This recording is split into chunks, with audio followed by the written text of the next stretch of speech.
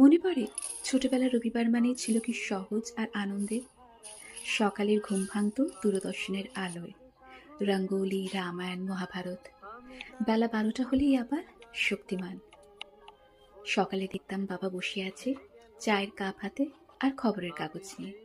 সেদিন নেই কোনো তাড়াহুড়ো, পাতা উল্টানোর শব্দেই ধরা পড়ত এক নিশ্চিন্ত সকালবেলা। আর রবিবার মানেই মাটন, সর্ষের তেলে মিশে থাকা মশলার গন্ধে বাড়ি ভরে উঠত এক মধুর প্রতীক্ষায়।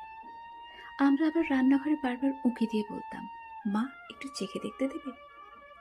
বাইরে পাড়ার গলিতে আপন মনে জমে উঠত আড্ডা, কথা, হাসি, গল্প।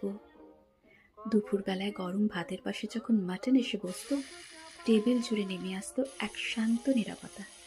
সেই নীরবতাই বলতো রবিবার সম্পূর্ণ। ভারী আহারের পর নেমে আসতো অলস দুপুর।